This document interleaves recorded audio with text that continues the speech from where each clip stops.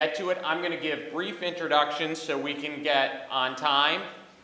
This is probably Professor Epstein, which none of us are, because if you noticed, he did his whole speech without any notes, which is pretty amazing. First, Professor Zitlow. There's some really great facts about her I want to tell you. First, she used to live in Toledo, the greatest city in the world. Yes, the city I was raised in.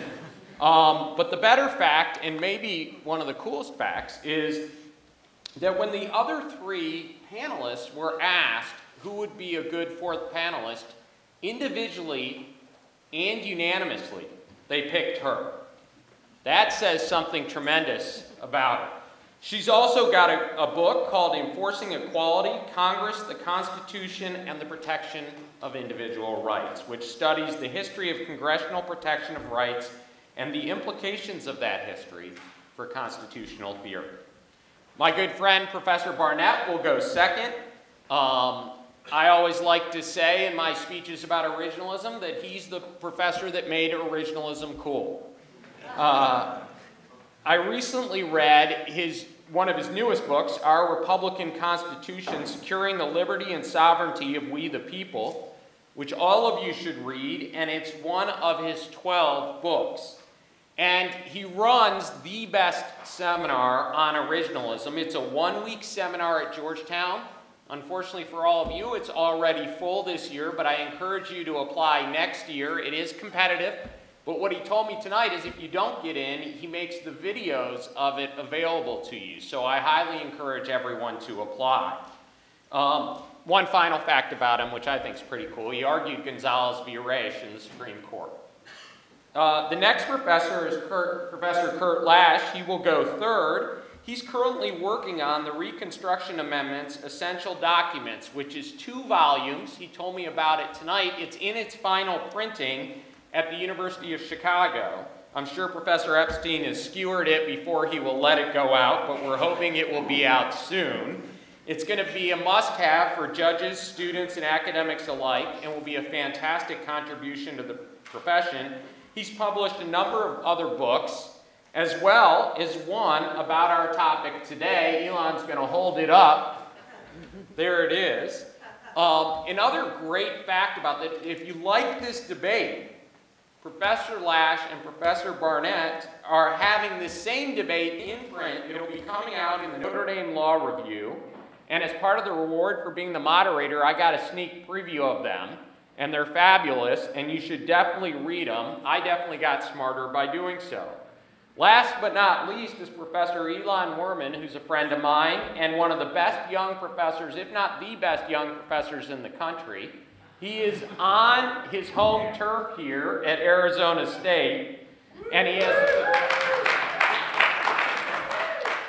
and I admire all the dean's done, but I definitely admire that he hired Professor Werman. He wrote a little book about originalism known as Debt Against the Living, which is a must-read for all of you. And I have to say, so I don't get in trouble, that he clerked for Judge Jerry Smith, because Judge Smith will call me if I don't mention that. So finally, to be on this panel, we can conclude 3 things. You have to be highly sought after, you have to be brilliant, and you have to be a great author. Since I'm none of those, I get to be your moderator. Professor Zitlow.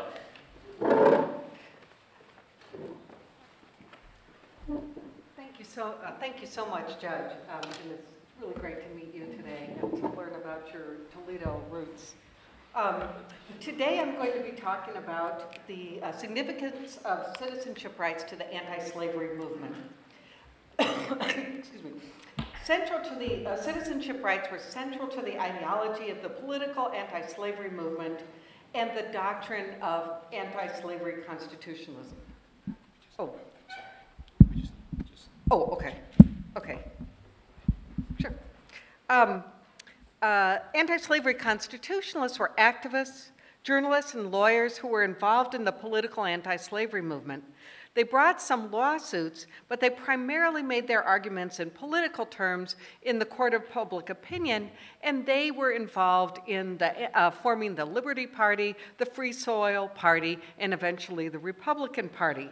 They developed an anti-slavery ideology that influenced the Republican Party and the leaders of the Reconstruction Congress, including, I'd be remiss if I did not mention the subject of my most recent book, The Forgotten Emancipator, James Mitchell Ashley and the Ideological Origins of Reconstruction. So if you're interested in these guys that I'm talking about, I don't have my book right here, but it is available, and I'd love to have you read it. Now, anti-slavery constitutionalists argued that citizenship rights came from several sources, including the structure of the government itself, the Constitution, especially the Article 4 Privileges and Immunities Clause, and natural rights, including fundamental human rights. They focused, when they talked about citizenship rights, primarily on the rights of free blacks, but they also argued that freed slaves would be entitled to the rights of U.S. citizens. Some northern states recognized free blacks as state citizens with the right to be treated as such when they traveled to other states. Others advocated a doctrine of national citizenship that would protect free blacks throughout the country. For example, anti-slavery journalist Lysander Spooner argued that if states abolished slavery, slaves would immediately become U.S. citizens.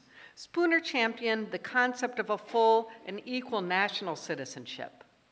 Others, including the notable lawyer and anti-slavery activist Joel Tiffany, argued that enslaved people were also citizens.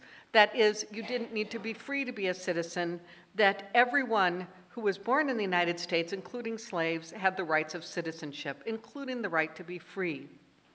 Tiffany argued that all persons born within the jurisdiction of the United States since the adoption of the federal Constitution became citizens by birth.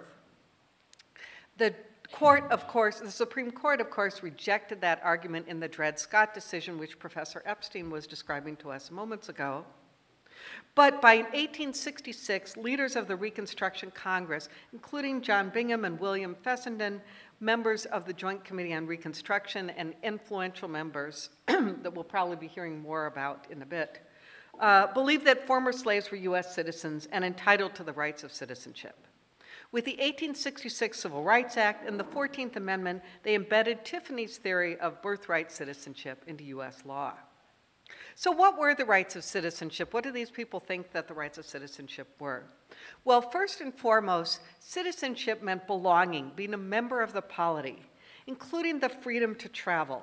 Slaves were denied the freedom to travel, of course. Their mobility was entirely restricted.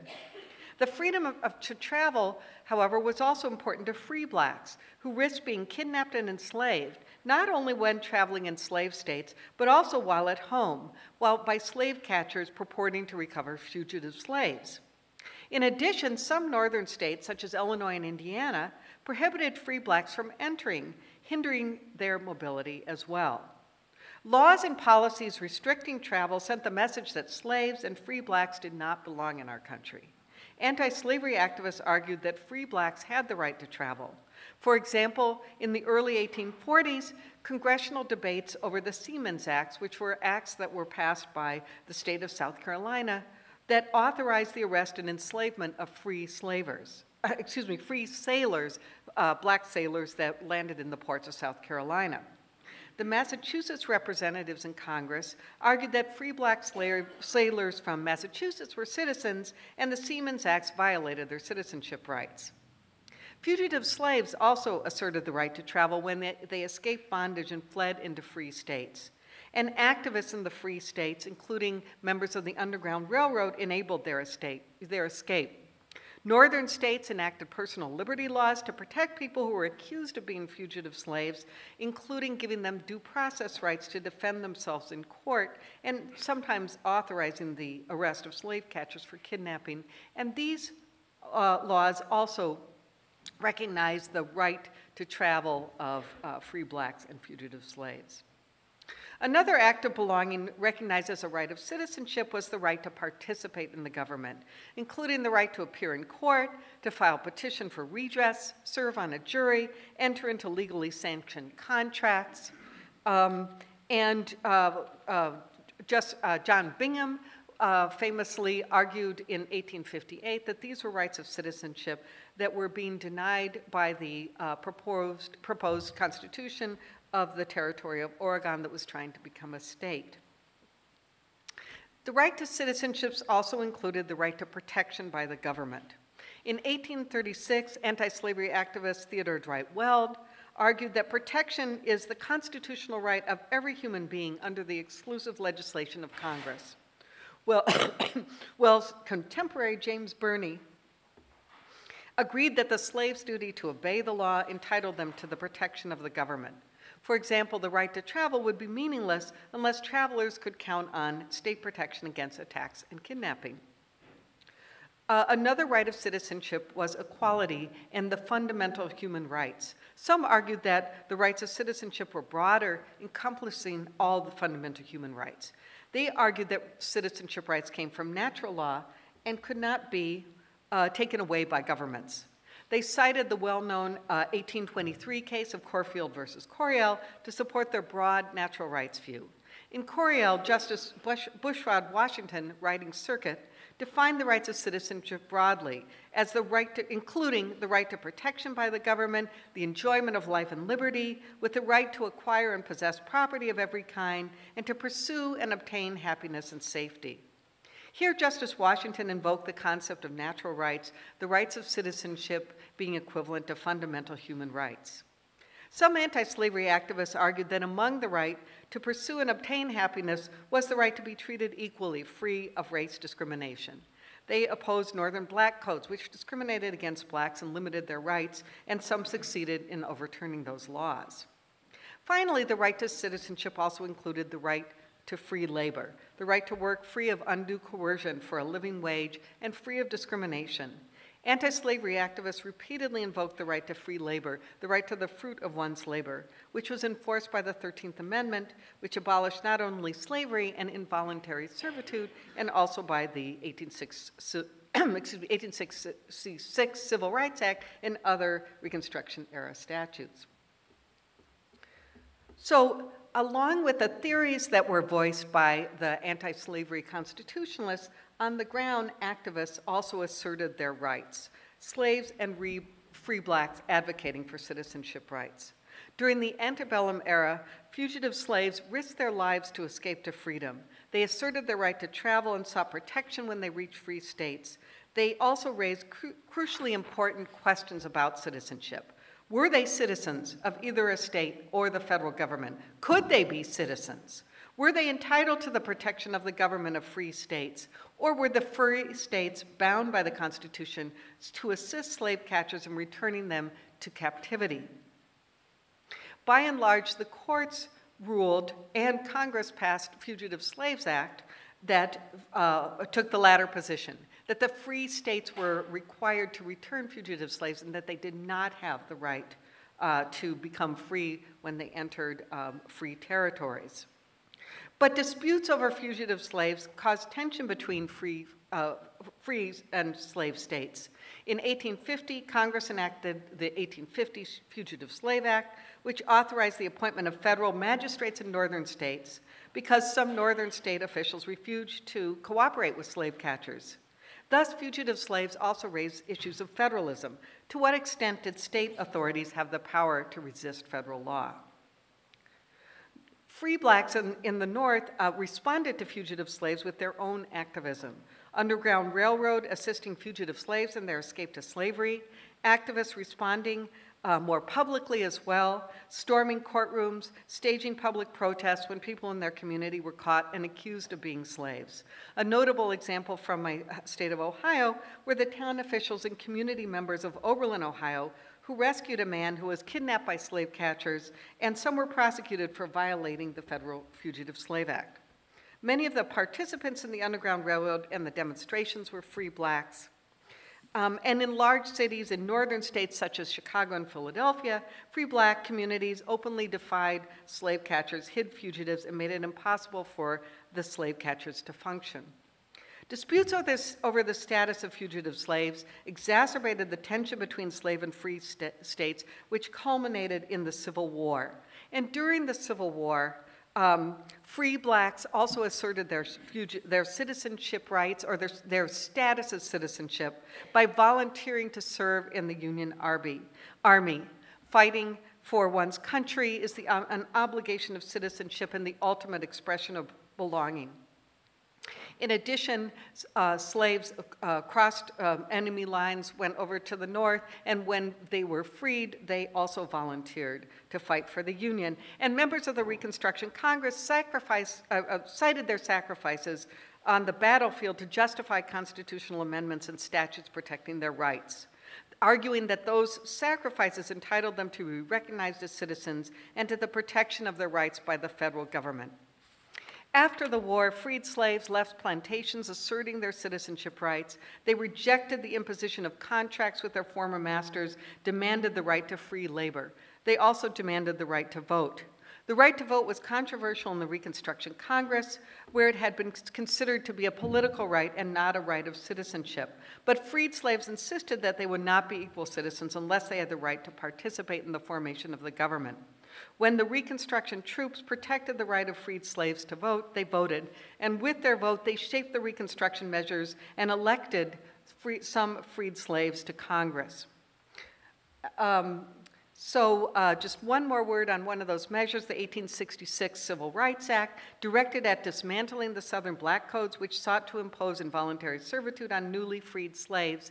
The 1866 Civil Rights Act had a citizenship clause similar to that of the 14th Amendment, establishing birthright citizenship and linking rights to citizenship. In the Dred Scott decision, Supreme Court had held that persons of African descent could not be citizens. So where did Congress's power to recognize freed slaves come from, as citizens come from? Either members of the Reconstruction Congress believed that they could overturn the Supreme Court interpretations of the Constitution, which is interesting in and of itself, or they believed that the 13th Amendment gave them the power to do this. To be free meant to be a citizen, to belong, and to enjoy the rights of citizenship. Thank you.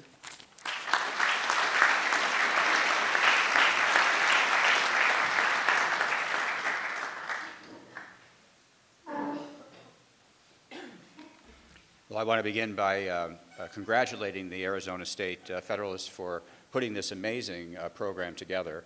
You deserve a lot of praise for this.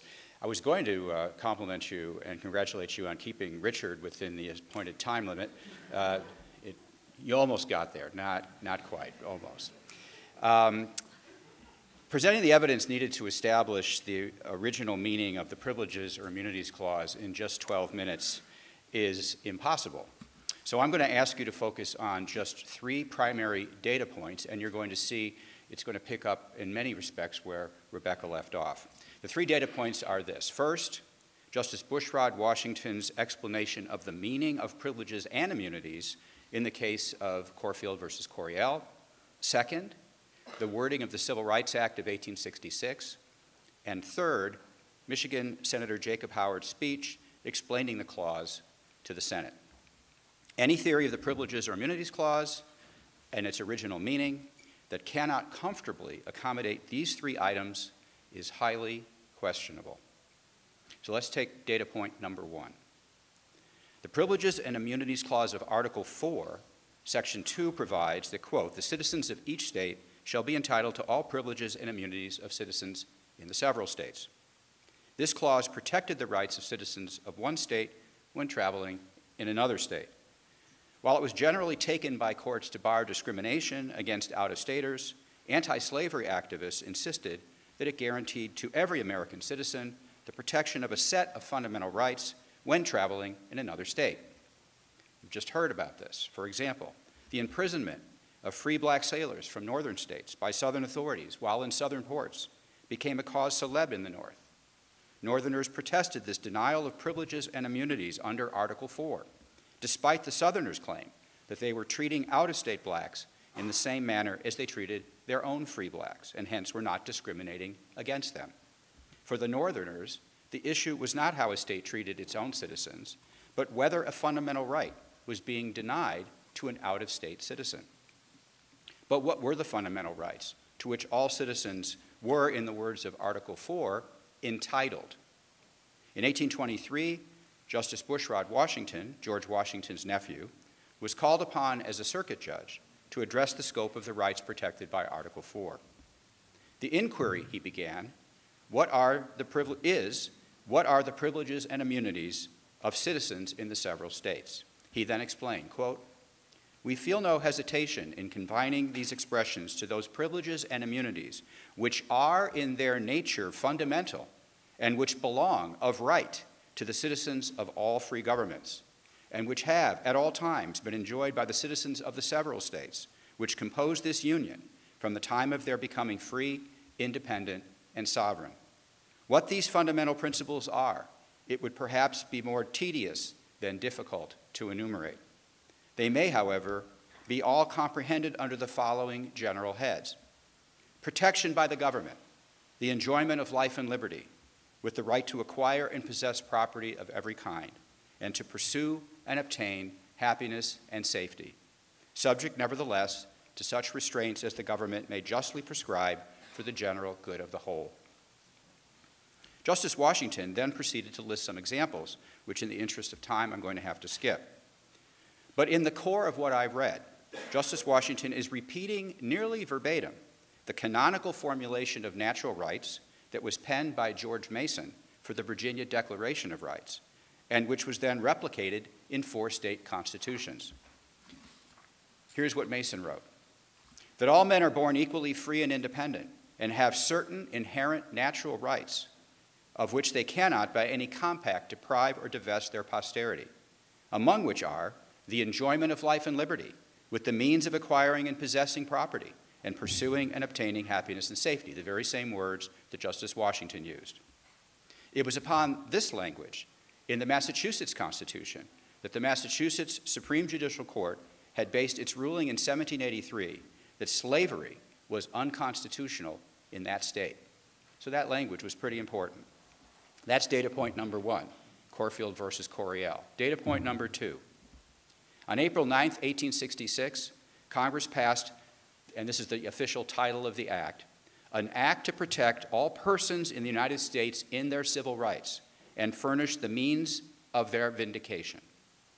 Known as the Civil Rights Act of 1866, the act was passed pursuant to Congress's enumerated power to enforce the 13th Amendment's ban on involuntary servitude.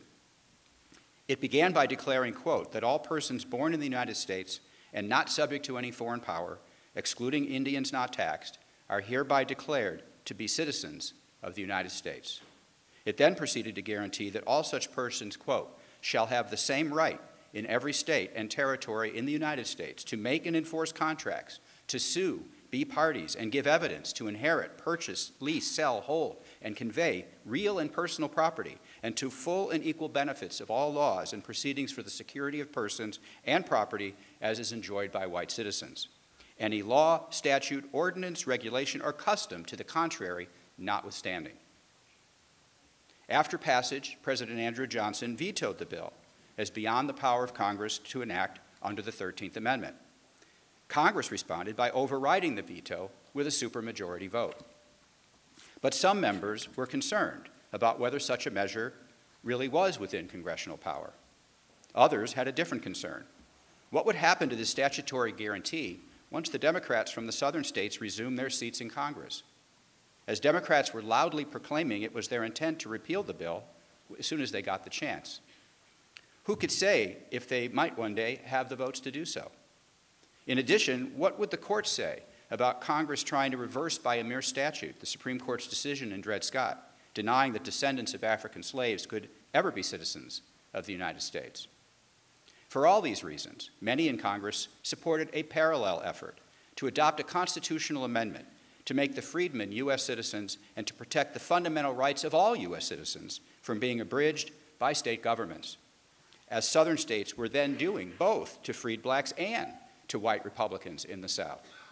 Which brings me to data point number 3, the 14th Amendment.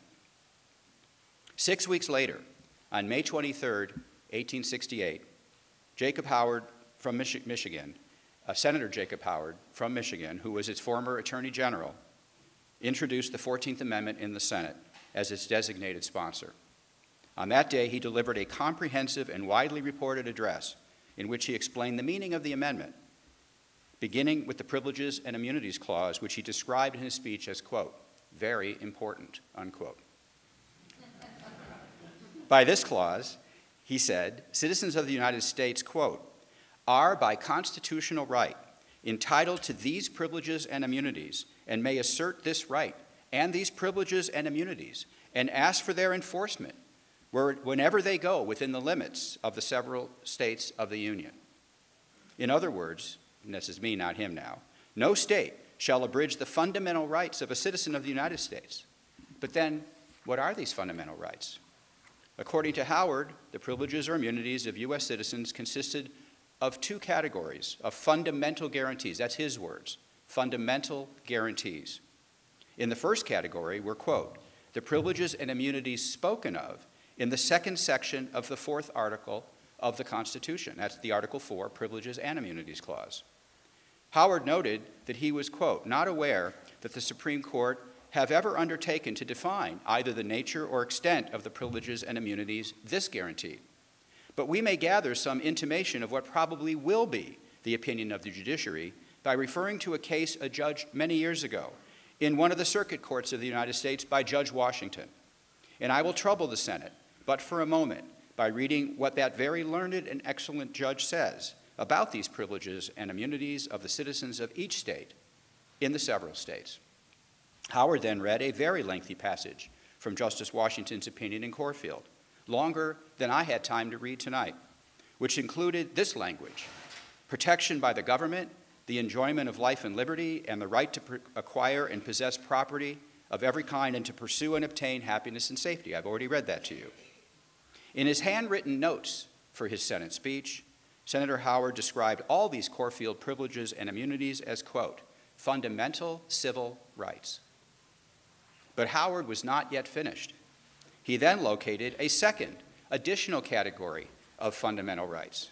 Quote, to these privileges and immunities, whatever they may be, for they are not and cannot be fully defined in their extent and precise nature, to these should be added the personal rights guaranteed and secured by the first 8 amendments of the Constitution. After reading a list that included most of the rights listed in the first 8 amendments of the Constitution, Howard then summarized his understanding of the two categories of privileges or immunities. Quote, now, sir, here is a mass of privileges, immunities, and rights, some of them secured by the second section of the fourth article of the Constitution, which I have recited, some by the first 8 amendments of the Constitution. It was a mass of privileges, immunities, and rights. It will become important as our discussion proceeds to note that he did not distinguish between these two categories of rights, privileging, say, the enumerated rights in the first 8 amendments at the expense of the Corfield rights. Instead, he described them all as a mass of privileges, immunities, and rights, to which the text of the Constitution already refers. Everybody's looking over here. What's going on over here? Nothing, huh? There's beeping. Okay, there's beeping. The beeping apparently is extremely attractive to most of the people in this room. Come on back. Come on back. Okay. All right. Howard then explained that a constitutional amendment was necessary to protect these rights because at present, quote, they did not operate in the slightest degree as a restraint or prohibition on state legislation. So, quote, the great object of the first section of this amendment is to restrain the power of the states and compel them at all times to respect these fundamental guarantees. From these 3 data points, we may conclude the following, and I'm going to summarize this, basically use the language of all the 3 data points. I'm going to combine it into one running sentence. No state shall make or enforce any law which shall abridge those privileges and immunities which are in their nature fundamental, which belong of right to the citizens of all free governments, and which have at all times been enjoyed by the citizens of the several states which compose this union from the time of their becoming free, independent, and sovereign, including the enjoyment of life and liberty, with the right to acquire and possess property of every kind, and to pursue and obtain happiness and safety, which includes the right to make and enforce contracts, to sue, be parties, and give evidence, to inherit, purchase, sell, lease, hold, and convey real and personal property, as well as the personal guarantees, as well as the personal guarantees contained in the first 8 amendments. But before closing, I must add one more thing. The idea that this mass of privileges, immunities, and rights can be protected from abridgment by state governments, by Congress under Section 5, and by the federal courts may seem like a radical proposition.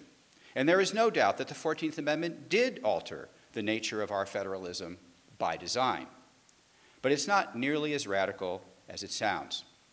Recall that Justice Washington added that the enjoyment of life and liberty and the right to acquire and possess property of every kind and to pursue and obtain happiness and safety was subject, nevertheless, to such restraints as the government may justly prescribe for the general good of the whole.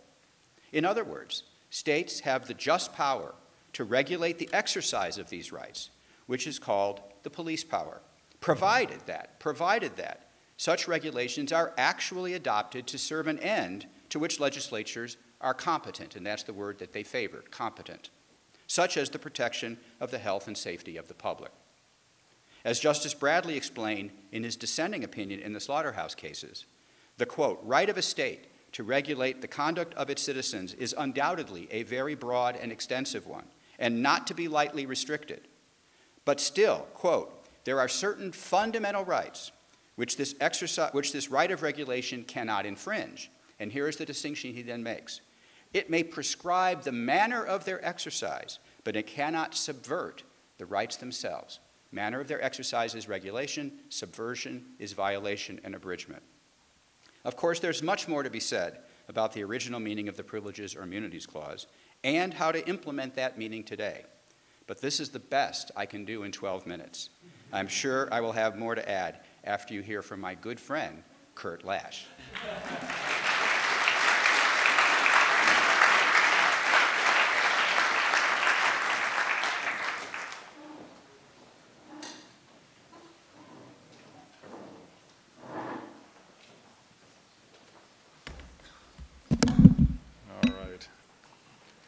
Well, this is such a wonderful conference. It's a pleasure to be here. My thanks to the Federalist Society for ASU for putting this together, to Judge Thapar for moderating, and it's so wonderful to see my colleagues here on the panel and to be a part of this discussion. All right, Section 1 of the 14th Amendment. It accomplished, obviously, and all of us know this, it accomplished a remarkable transformation in American liberty, where once the Bill of Rights only bound the federal government, the 14th Amendment now made all of the rights enumerated in the 1791 amendments applicable and enforceable against the states. These were now the rights of national citizenship that no state could abridge. Section 1 also contains the due process and equal protection clauses, clauses which ensure that all persons receive the equal right not to be deprived of life, liberty, or property without the due process of law. These last two clauses of Section 1 authorize legislation like the 1866 Civil Rights Act, which, as repassed in 1870, gave all persons, not just citizens, all persons, the same right to make and enforce contracts and to fulfill the equal benefit of all laws and proceedings for the security of person and property as is enjoyed by white citizens. Together, these three provisions established truly national individual liberty for the first time in our nation's history.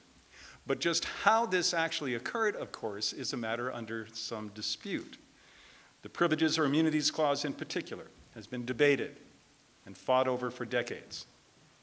Once dismissed as no different than a text obscured by an ink blot only a few decades ago, today's serious historical research conducted by every member of this panel has moved us to the point of being able to engage in a serious and historically grounded debate on the meaning of national privileges or immunities. And this is a very, very welcome development. Currently, I believe there are three basic readings of the Privileges or Immunities Clause. The fundamental rights reading, which you've heard something about, I think, from our first two panelists so far. The enumerated rights reading, which I'm going to talk about just briefly. And the equal rights reading, which Ilan, I think, is going to discuss once he's up here. In my work, I have argued that the best reading of the historical record supports what I call the enumerated rights reading of the Privileges or Immunities Clause. And according to this view, the clause ensures that all constitutionally enumerated rights are protected against state abridgment. All non-constitutionally enumerated subjects, however, remain under the regulatory control of the people in the several states, subject only to the requirements of due process and equal protection. The enumerated rights understanding of the Privileges or Immunities Clause thus allows for a dramatic expansion of constitutional liberty over that established at the time of the founding, while at the same time maintaining the founding's basic structure of constitutional federalism. Now, scholars sometimes claim that the Republicans who drafted and ratified the 14th Amendment rejected constitutional federalism and sought to establish new principles of constitutional nationalism. This is false. Although some radical Republicans tried to abandon constitutional federalism, their efforts were repeatedly and successfully defeated by a coalition of conservative and moderate Republicans. To these Republicans, the principles of constitutional liberty and constitutional federalism were equally non-negotiable. At the center of this coalition was Ohio Representative John Bingham, the man who drafted the Privileges or Immunities Clause. Bingham insisted that Congress had but limited enumerated powers, and thus Congress needed an amendment, granting them power if they wished to enforce the Bill of Rights against the states. When radical Republicans tried to abandon constitutional federalism and simply establish their own federal control over civil rights in the states, Bingham rebuked them.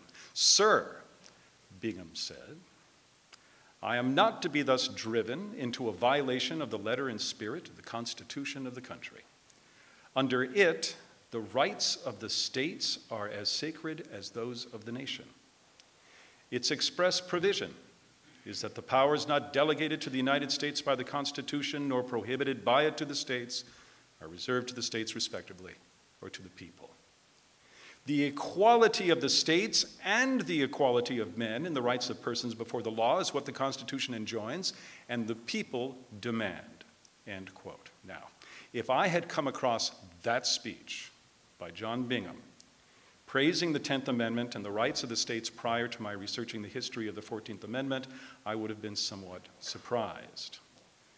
Like many scholars in my generation, I'd been taught that members of the Reconstruction Congress hated federalism and states' rights.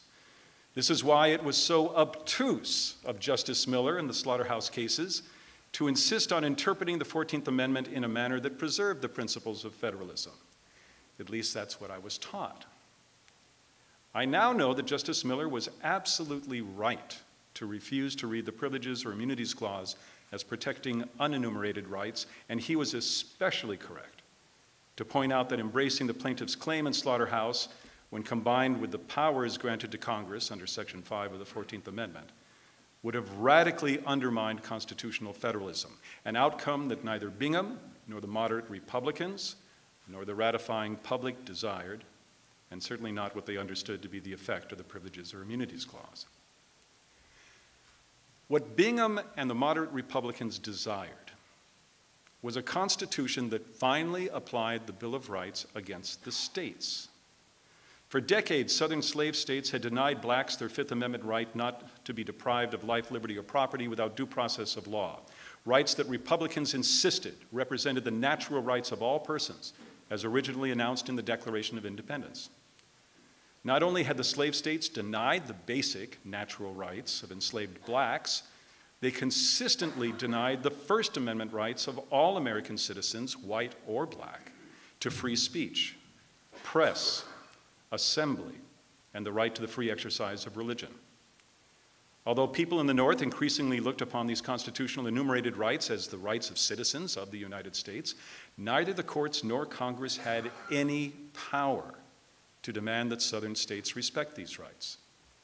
In Barron v. Baltimore, a case you probably studied, the Supreme Court refused to apply the Bill of Rights against the states because the provisions in the bill did not expressly declare that they bound the states. Nor could Congress enforce the Bill of Rights since, according to the basic principles of constitutional federalism, Congress lacked any enumerated power to enforce the Bill of Rights. The result was a constitution that Reconstruction Republicans believed declared the rights of national citizenship, but which failed to give the branches of the national government power to enforce these rights against state abridgment. And it was this omission that Ohio Representative Bingham wanted to remedy.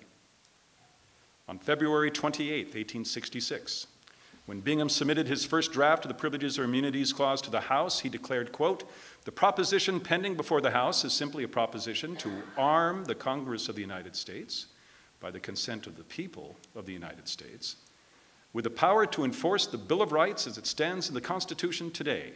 It hath that extent, no more." On March 9th, Bingham again declared that the enforcement of the Bill of Rights against the states is the want of the Republic. Therefore, Bingham said, "I have advocated here an amendment which would arm Congress with the power to compel obedience to the oath and punish all violations by state officers of the Bill of Rights," end quote. Then on May 10th, following the submission of Bingham's final draft to the House, once again Bingham declared, "There remains a want in the Constitution of our country which the proposed amendment will supply." Bingham's proposed Privileges or Immunities Clause would prohibit states from passing unconstitutional laws, laws that violated the enumerated Eighth Amendment's protection against cruel and unusual punishments. And again Bingham declared, "That is the extent it hath, no more." Finally, in 1871, a few years after the ratification of the 14th Amendment, Bingham explained what led him to draft the final version of the Privileges or Immunities Clause. Quote, "Jefferson well said of the first 8 articles of amendment to the Constitution of the United States that they constitute the American Bill of Rights. They secured all the rights dear to the American citizen, and yet it was decided, and rightfully, in Barron v. Baltimore, that these amendments, defining and protecting the rights of men and citizens, were only limitations on the power of Congress and not on the power of the states." Bingham had therefore drafted a clause that would allow Congress to, quote, "safely follow the example of the makers of the Constitution and the builders of the Republic by passing laws for enforcing all the privileges and immunities of citizens of the United States as guaranteed by the amended Constitution and expressly enumerated in the Constitution." This was Bingham's vision, a vision embodied in the text he drafted and presented to Congress and to the public. The rights of American citizenship, the privileges or immunities of citizens of the United States, were those rights, quote, "expressly enumerated in the Constitution, which prior to the adoption of the 14th Amendment were only limitations on the powers of Congress and not on the powers of the states. These enumerated rights included the equal rights covered by Article 4 and discussed in Corfield against Coryell, and also those listed in the 1791 amendments." The Supreme Court betrayed this vision of the Privileges or Immunities Clause, but not in Slaughterhouse.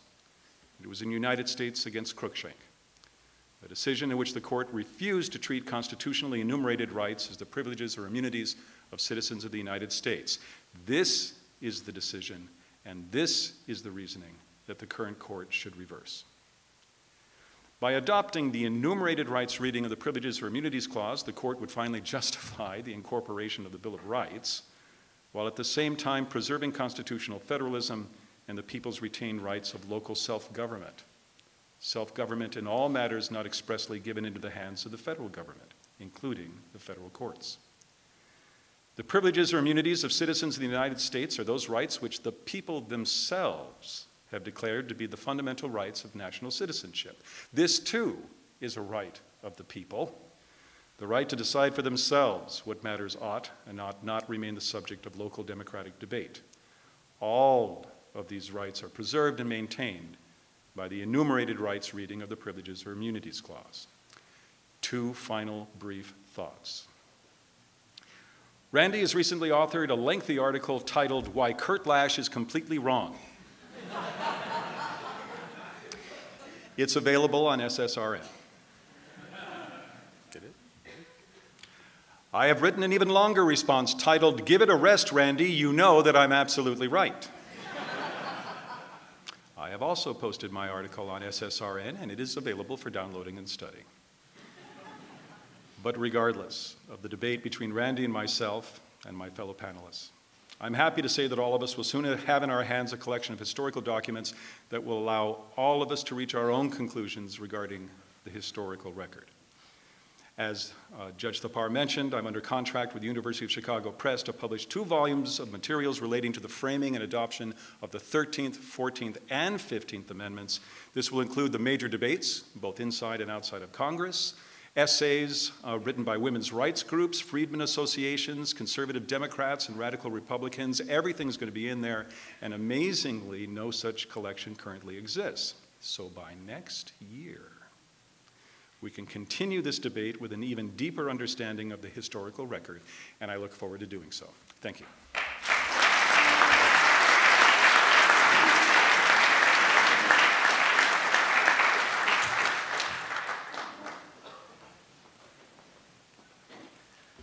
Thank you so much for having me. I highly encourage you all to download those Notre Dame articles, but they're both wrong, for the record. So I have the unique advantage of not having actually made my views of the Privileges or Immunities Clause publicly known, except on Twitter. And I went back and deleted all those tweets before this panel. So I have the edge here by being the only person who's read what I have written on the Privileges or Immunities Clause.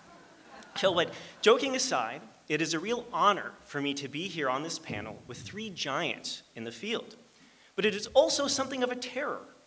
This is all the more so because I'm about to suggest that although they're right about most things, they're probably all wrong about the original meaning of the Privileges or Immunities Clause. I say this, of course, with utmost respect and, as I said, terror. But the debate thus far has been between two positions. Does the Privileges or Immunities Clause only incorporate the Bill of Rights, or does it also protect other unwritten fundamental rights against state action? I am here to suggest that according to the best reading of the Privileges or Immunities Clause, it probably does neither. The Privileges or Immunities Clause says, no state shall make or enforce any law which shall abridge the privileges or immunities of citizens of the United States. I want to suggest that the clause does not guarantee any fundamental rights against state action. Rather, the clause is an equality provision with respect to state-created or state-protected civil rights. This means that a state could, for instance, cabin the right to contract as much as it wants. And it could, I suppose, prohibit handguns. But what a state can't do is prohibit only blacks from owning guns, or only Asians from entering into certain kinds of contracts. The evidence I want to lay out goes as follows. First, the Privileges or Immunities Clause was intended to constitutionalize the Civil Rights Act of 1866. We've heard a bit about this. And only the anti-discrimination reading succeeds in that task. The Equal Protection Clause doesn't do the job. Second, the very historical problems that Professor Zitlow and others like Michael Kent Curtis and Akhil Amar have written about, the general abridgment of civil liberties, and particularly free speech and press rights in the antebellum and postbellum periods, would actually be solved by the anti-discrimination reading of the clause. First, let's start with the Civil Rights Act of 1866. At least 18 members of the 39th Congress explicitly connected the 14th Amendment with the purpose of constitutionalizing this act. Compare that to only 2 who said anything about what today would be understood as incorporation. And even these statements are hardly good evidence. I'll actually eat into my response time by just pointing out that the 2 statements we've heard about incorporation are Professor Lash mentioned John Bingham, and Professor Barnett mentioned Jacob Howard. When John Bingham said he wants to enforce the Bill of Rights as it stands, there is strong evidence to suggest that he did not mean the Bill of Rights as we know it today. The Bill of Rights did not become a term of art, referencing the first 8 amendments to the Constitution until well after the 1890s. Recent historical scholarship has demonstrated this. But more than that, Jacob Bingham himself defined the Bill of Rights, his Bill of Rights, in numerous speeches in Congress as the Due Process Clause and the Comity Clause, both of which, the Privileges and Immunities Clause, both of which are independently written into the 14th Amendment, outside of the Privileges or Immunities Clause. As for Jacob Howard, he did. He is the only person who said anything about the first 8 amendments and applying them against the state. Why was Jacob Howard, the radical senator, introducing this to the Senate? Because the chair of the Reconstruction Committee, William Pitt Fessenden, who didn't agree with Jacob Howard about this, was sick that day. No one else mentioned the 8 amendments or incorporating them, either in the debates in Congress or in the ratification debates. John Bingham later mentioned them in 1871, 5 years after the fact, and here he mentioned the first 8 amendments, not the Bill of Rights. Okay, that was a tangent. I ate into my response time. Back to the point, 18 members, in contrast to these 2 who said anything about what might be interpreted as the Bill of Rights, 18 members wanted to constitutionalize the Civil Rights Act. Why does this matter? What was the aim of the Civil Rights Act? It was to nullify and neuter the various black codes that had arisen in the South after abolition. In these black codes, these southern state governments systematically denied blacks the same rights that were enjoyed by white citizens. Blacks could not own real property. They could not even rent in some states except under the supervision of town authorities. Blacks were required to enter into contracts, often agricultural contracts, by a certain day in January each year, lest they be deemed vagrants under the law, subject to punishment, imprisonment, and being forced into employment. Blacks could not testify in courts to the same extent whites could, and blacks, not whites, only blacks, were prohibited in several of the states from assembling and from owning daggers, swords, and firearms of any kind. Hence, the Civil Rights Act of 1866 declared that all persons born in the United States and not subject to any foreign power, excluding Indians not taxed, are hereby declared to be citizens of the United States. And such citizens, again, what citizens? Citizens of the United States. Such citizens of the United States, of every race and color, shall have the same right in every state to make and enforce contracts, to sue, be parties, give evidence, inherit, purchase, lease, sell, hold, and convey real and personal property, as is enjoyed by white citizens. Note what the Civil Rights Act does and doesn't do. It does not guarantee any rights. It does not define any of the rights it lists. It instead guarantees only that whatever civil right a state happens to give its white citizens, it must also give its black and other citizens. Note also the terminology. Professor Lash says that the privileges or immunities of, quote, citizens of the United States was a term of art referencing the Bill of Rights and other enumerated federal constitutional rights. But note how it is used in the Civil Rights Act. The Act declares anyone born in the United States to be a citizen of the United States, and then says such citizens, again, such citizens of the United States, are entitled to equality with respect to provisions of state-created or state-protected privileges and immunities. Consider also Andrew Johnson's veto message. The bill, he said, quote, contains an enumeration of the rights to be enjoyed by those classes so made citizens, again, citizens of the United States. These were a host of state-created privileges and immunities. Now, Johnson vetoed the bill for this reason. He believed there was no federal power over these state-protected privileges. But that's exactly why we needed the 14th Amendment, and particularly the Privileges or Immunities Clause. Well, doesn't the Equal Protection Clause constitutionalize the Civil Rights Act? And if so, doesn't that make the Privileges or Immunities Clause superfluous under my reading? Well, the Equal Protection Clause does not mean what we have all been led to believe. We've all been led to believe that equal protection of law means equality generally, and then we get the Civil Rights Act equality reading, no problem. But in fact, it means something much more specific. Equality with respect to the protection of the laws. What was the protection of law? In short, the protection of law was the flip side of due process of law. Due process of law provides the mechanism by which someone may be deprived of life, liberty, or property, only by the government and only according to established law and known procedures. The protection of law is the flip side. It is the protection the law must afford to you, to your enjoyment and exercise of those life, liberty, and property rights against private interference. This means the government must actually protect you, for example, by providing police services or intervening against mobs. And it means the government must give you redress in courts so you can sue for trespass, battery, or what have you. I shall rest this case on two authorities, Blackstone and John Marshall. When discussing the remedial part of the law, Blackstone wrote that the method of recovering and asserting rights when wrongfully withheld or invaded is what we mean properly when we speak of the protection of the law.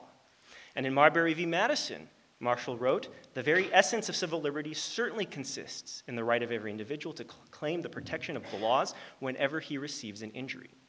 The Equal Protection Clause, the Equal Protection of the Laws Clause does not constitutionalize the Civil Rights Act of 1866 because the protection of law says nothing at all about the content of liberty or property rights.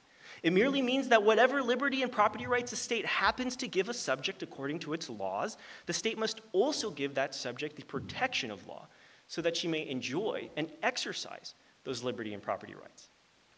Well, this takes me to my second shorter point, responding to the historical analysis of several scholars like Professor Zitlow, Akil Amar, and Michael Kent Curtis in the modern literature.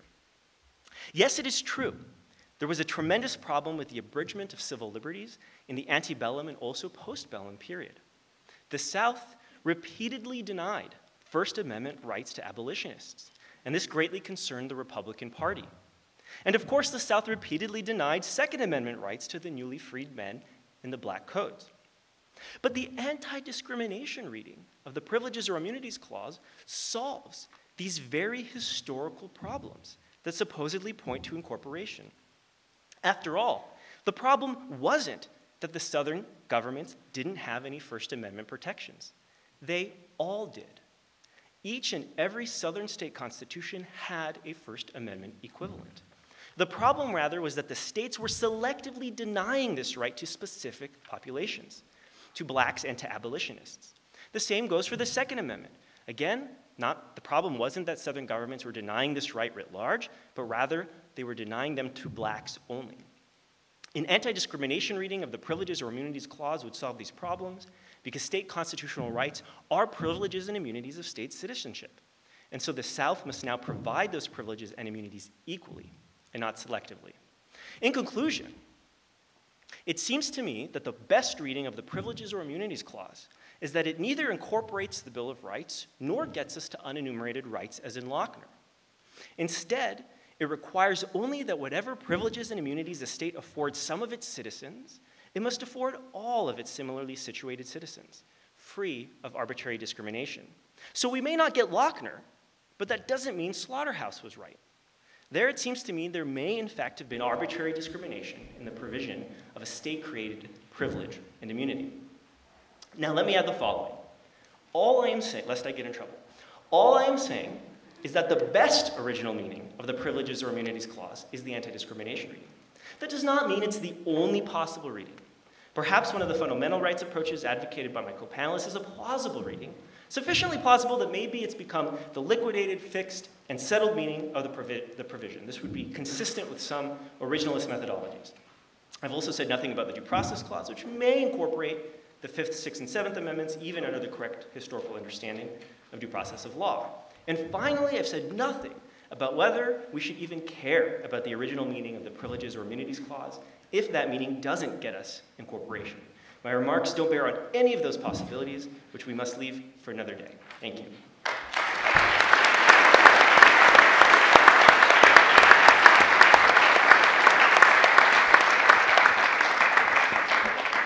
Before we move to questions, I'd like to ask the panelists if you have any brief rebuttal. Brief. Go ahead.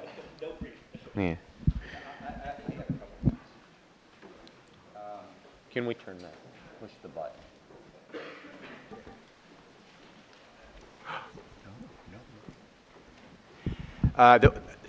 One of the points that I wanted to make about Kurt's talk, Ilan has already made, and that is that most of the quotes that you heard from Kurt that use the phrase Bill of Rights are using a phrase that did not have a standardized meaning until the 20th century.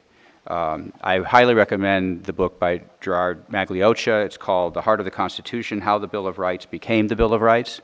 He discusses the fact that there was no standardized meaning. The term actually first starts getting used around the time of the Civil War, but it didn't get associated with the first 8 amendments and only the first 8 amendments until into the 1930s and 40s, and it was actually something that was stressed by the Roosevelt administration as a way of justifying their expansive use of governmental power by saying, hey, look, what we're doing is okay because we're not violating the Bill of Rights, which means just those 10 amendments. And since we haven't violated those 10 amendments, everything else that we're doing is okay. And that's when the Bill of Rights became a salient matter. Ilan also correctly points out that when Bingham used the Bill of Rights, and Kurt knows this, he just didn't have time to tell you this, he referred both to amendments, like the Fifth Amendment, and he referred to Article 4, the Privilege and Immunities Clause, as part of Bingham's Bill. That was part of Bingham's Bill of Rights. So again, he's not. He's later scholars have criticized Bingham for being erratic and not understanding what he's talking about with respect to the Bill of Rights. But it's the later scholars that are the problem because Bingham was using a word that didn't have a standardized usage, and he defined what he meant by it. More? Well, just for Ilan. Just not for you. So Ilan puts forward the proposition, I was trying to follow it, that the privileges or immunities of citizens of the United States are the privileges or immunities of the states. This is not an obvious reading of the clause. I'll just point that out. It sounds like it's the privileges or immunities of citizens of the United States. That's what it sounds like. That's what the clause says. The only other point I would make is he wants to disparage Jacob Howard's speech because he says Jacob Howard was filling in for the lead sponsor who was ill that day. Jacob Howard's speech was, and his definition of privileges or immunities was not contradicted by any other member of the Senate after he gave it. It was widely reported in the press. It was so widely reported in the press that the 14th Amendment became nicknamed as, I say Howard, did I say Bingham by mistake? No. But, okay, so it became nicknamed the Howard Amendment. That's how widely reported his speech was. So I don't think that Ilan can dismiss Howard's description of the privilege immunities quite so easily as he just did orally, but I await seeing his written paper so we'll know exactly what he says. Send it to you later. Just a brief remark, because both Randy and Ilan talked about the non-standardized understanding of the Bill of Rights. There's no reason for the audience to panic. If you're hearing for the first time, oh my gosh, the term Bill of Rights doesn't mean what we thought the term Bill of Rights meant. There go all of the papers that we've written, over the past 10 years. It's not true. Gerard Maglioca has shown that by the time of 1860, the Bill of Rights was commonly understood as a reference to the enumerated rights of the 1791 amendments. It was throughout the Reconstruction Congress, references to the Federal Bill of Rights was understood as a reference to those amendments. And for a complete investigation and just a mountain of evidence that, don't worry, the Bill of Rights means exactly what you thought it meant, go ahead and take a look at the paper that I've just posted on SSRN. But I want to say one last thing about John Bingham. It is true, at one point, it was just in February, he never did it again. In February, Bingham described the Bill of Rights as including Article 4, the Comedy Clause of Article 4. Bingham, at this point, had declared that his efforts were guided towards enforcing the Bill of Rights against the states, and he was trying to find some type of textual mechanism for doing that. And he had long argued, this goes all the way back to 1859 in his Oregon speech, which Rebecca referenced, I think, in your talk. He argued that a correct understanding of the privileges and immunities of citizens in the several states, that was the text of Article 4, if you read it correctly, you would read it as including an unstated ellipsis referencing the citizens of the United States who were citizens in the several states. It was kind of a complicated argument. But basically what he was arguing is that Article 4 should be understood as the vehicle for obligating the states to enforce the Bill of Rights. And so in his February speech of 1866, he bundles them all together at that point, arguing that Article 4 and the Bill of Rights all together should be understood as binding the states, and is something that we should pursue in binding the states to enforce the Bill of Rights. It didn't work as a complicated argument. You probably haven't followed it right now. Neither could his fellows in Congress, and so he abandoned it. And he changed the language to expressly calling for protection of the privileges and immunities of citizens in the United States. So it was a brief flurry where he included Article 4 to try and use it as a vehicle to enforce the Bill of Rights against the states, which was his never-ending desire. And when he said Bill of Rights, Everyone knew what he meant, and Gerard Maglioka agrees with that point. Everyone knew what he meant. Well, I'll just say two brief things. The fact that no one contradicted Senator Jacob Howard maybe isn't surprising. The 14th Amendment was a long speech, has 5 sections, the second section of which, about representation in the South in Congress, actually took up most of the debate. I mean, this puts a lot of weight on a single statement made by a single senator that no one commented on or contradicted. I mean, compare that to dozens and dozens and dozens of statements in Congress, on the campaign trail, in public, that said, what are the Speaker of the House, Colfax, on the campaign trail for ratification, said, what are the privileges or immunities of citizens of the United States? We defined them in the Civil Rights Bill of 1866, said this in public. Dozens of speakers from Congress made sort of the same point. As for the textual point, I agree it's not an obvious or natural reading. But let me read to you the first 2 clauses together of the 14th Amendment. All persons born or naturalized in the United States and subject to the jurisdiction thereof are citizens of the United States and of the state wherein they reside. No state shall make or enforce any law which shall abridge the privileges or immunities of citizens of the United States. The 14th Amendment declares that there's this category of persons that are citizens of the United States who have rights, privileges, and immunities under both federal law and state law. So I agree, the Bill of Rights and all the privileges and immunities conferred by federal statutes are privileges and immunities of United States citizens. They all are. They are privileges and immunities of citizens of the United States. They're just privileges and immunities that we have as against the federal government. The states have no power to abridge those at all, because those are rights that we get from federal law that the federal government can abridge. There's a whole set of other state privileges and immunities that the states can abridge. And the 14th Amendment says it is now a privilege of United States citizenship that whatever states give you as your privileges and immunities, it must do so equally. That is now a privilege of United States citizenship.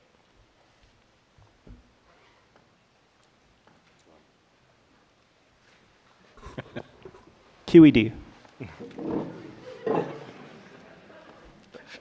All right, so this is the student symposium, so I can ask questions, but I want to give you all the first shot while you have time. And please, the one thing I ask is you actually end with a question. All right. There goes the packet. Yes. Right. We have microphones. Yeah. So you can, are mics on both sides? Yeah, so you can just come down and then I'll know. Don't be shy. And I'm going to alternate stuff. Put it on. Thank you, Judge Thapar, and thank you to the panelists. I know it's a long time ago, it seems, but on the terms of the talk, but pardon me, Professor Barnett, for using Professor Lash's terminology, but if you're going to propose a unenumerated rights interpretation of the Privileges and Immunities Clause, I believe that you brought up something about to favor measures that the states are competent to address.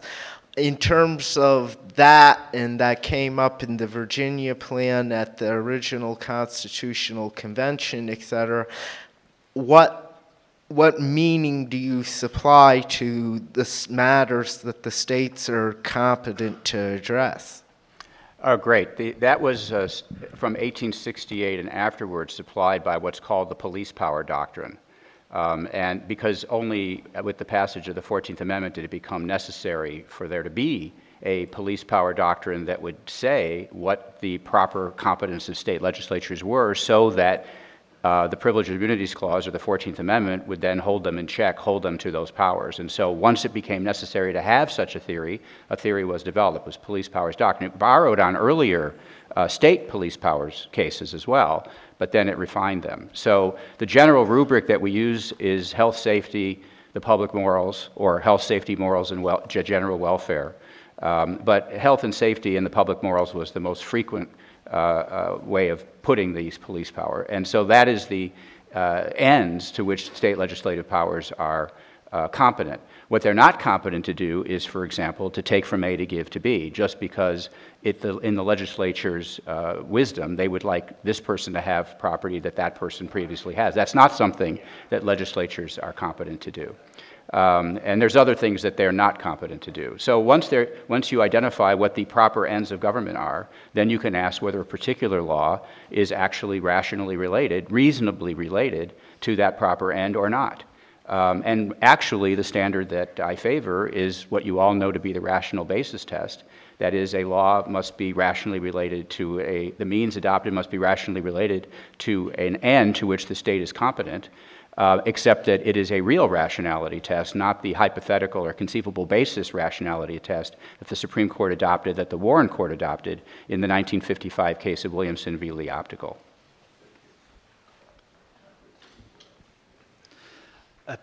Thank you.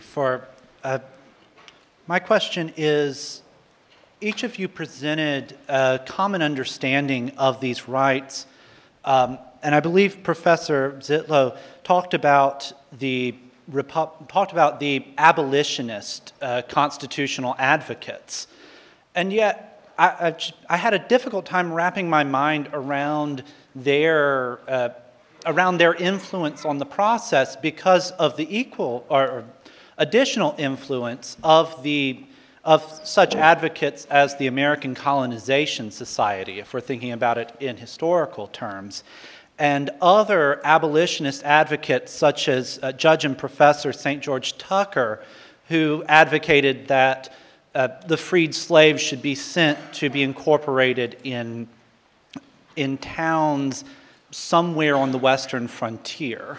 And one of Professor Tucker's students actually attempted to realize that plan at one point. So how would you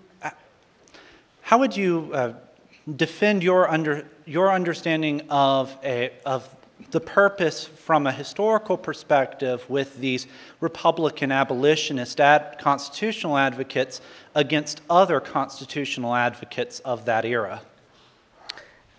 Well, certainly there was the pro-colonization movement going on at the time, but the anti-slavery constitutionalists were not advocating for colonization. And by the way, they were advocating a very broad reading of citizenship rights that Randy's been talking about, Jacob Howard. They were active in the Republican Party. They were active in the Liberty Party. I mean, they were actually engaged in the formation of the ideology of the party and the folks that were then elected to Congress and became leaders in the Reconstruction Congress. So that's the reason why I think it's quite clear that their ideologies had an impact. And you can hear, for example, James Ashley, the person that I wrote the book about, invoking much of the anti-slavery constitutionalism in his speeches before Congress. John Bingham, also Jacob Howard as well. And so they were the ones that were the leaders in the Reconstruction Congress, which enacted the 14th Amendment, not the folks who supported colonization. Thank you all very much. So this term, the case Timms against Indiana explained that the excessive fines clause was incorporated against the states. I was wondering, there were two different justices assigned on to a privileges or immunities sort of understanding of why that was the case. If you were to give advice to maybe more Supreme Court justices that were not yet persuaded that that is the right way to go, where do you think the focus should be on persuading more justices to adopt that viewpoint?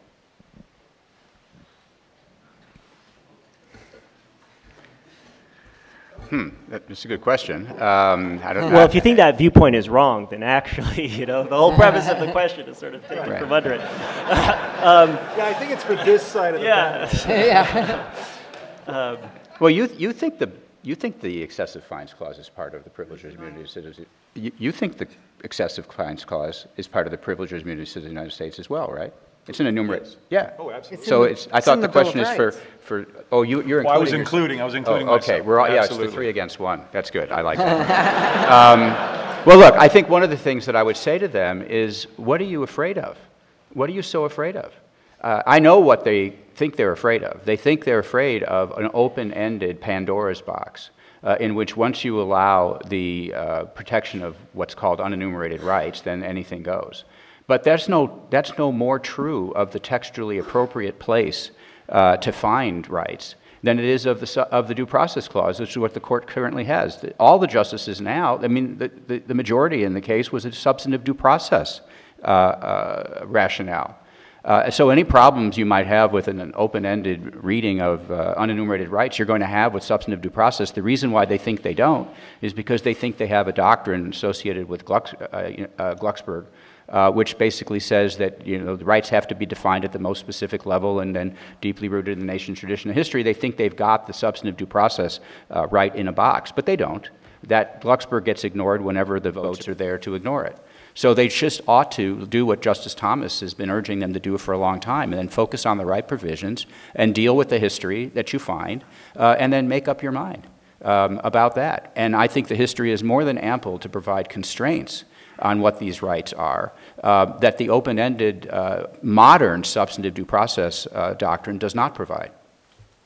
And I agree that the court should not resist revisiting the Privileges or Immunities Clause simply due to fears about uncabined doctrinal development or something along those lines. I don't share Randy's view. I do think that his particular view would undermine a very important separation of powers principle. I don't think that his particular view would lead to human flourishing, but I have a particular theory of human flourishing that's different from Randy's. Randy may have the correct view, and if it is the correct original understanding of the Privileges or Immunities Clause, the court should simply do what is right. If that is what the people have adopted, if the understanding of the people at the time of the 14th Amendment embraced this conception of liberty and embraced this conception of federalism, then the court is obligated to enforce what the will of the people was in 1868. Now again, I have a different approach. I don't think so. I think that federalism is preserved. I think that the historical evidence strongly suggests that the court could embrace the Privileges or Immunities Clause without eradicating constitutional federalism or opening the door to the extent that Randy would go. But I really think that it's a poor excuse for a court to continue on a judicial construction which has nothing to do with what the people actually wanted. And they should simply acknowledge the fact that scholarship has moved to the point where they must address new understandings of the Privileges or Immunities Clause. Elon could be right. Elon could be right, and in which case they have an obligation to explain that to the people. Simply ignoring the clause just doesn't seem to me to be ethically responsible. If I could just ask you a question, Kurt, and the people out here don't really realize that we actually are good friends. They think we're just, they think we're just saying that for purposes of the panel, but we actually are friends. But I've never heard you opine on human flourishing before. So I don't know that we really disagree about human flourishing. Have you written about this somewhere? So I would know whether we actually disagree about this or not? Check Twitter. Well, it'll be posted by the time we're done with this, this particular. That's the problem with dealing with Kurt. It's going to be. How many pages will it be? So I'll jump in here just real quick and say that I think the justices should not be afraid of delving into the original meaning of the Privileges or Immunities Clause. I would just encourage them to wait a year or two until my next book comes out on this. My editor at Cambridge told me to pump the brakes a little bit, but I think I'm going to come back to him with this argument. However, until then, just so you know, there are at least 2 living scholars, still alive today, who agree with me, mostly.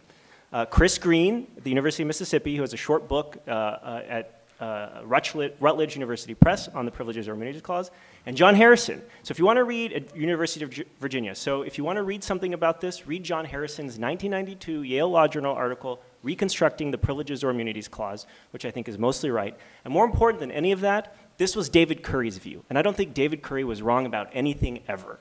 And so I'll rest with that. Again, thank you so much for coming. This is my question. Do you believe that there's a proliferation of rights, or at least a proliferation of emanations or penumbras of rights. If so, do you believe that this subverts the meaning of the Immunities and Privileges Clause? The emanations formed by penumbras, which is in Griswold versus Connecticut, was Justice Douglas's effort to get around footnote 4 of U.S. v. Caroline Products, which limited heightened scrutiny to the specific prohibitions, such as those in the first 10 amendments, which is what footnote 4 talks about. And so because he was committed to that, but he wanted to protect the right to use contraceptives, for married couples to use contraceptives, which is obviously not in the first 10 amendments, he came up with this emanations formed by the penumbras of the specific prohibitions in order to bring that unenumerated right in. So that whole way of looking at things, that modern substantive due process way of looking at things, is a result of limiting the scope of constitutional protection simply to the enumerated rights without taking into account, for example, either the Privilege or Immunities Clause or the Ninth Amendment, something else that Kurt and I don't agree about.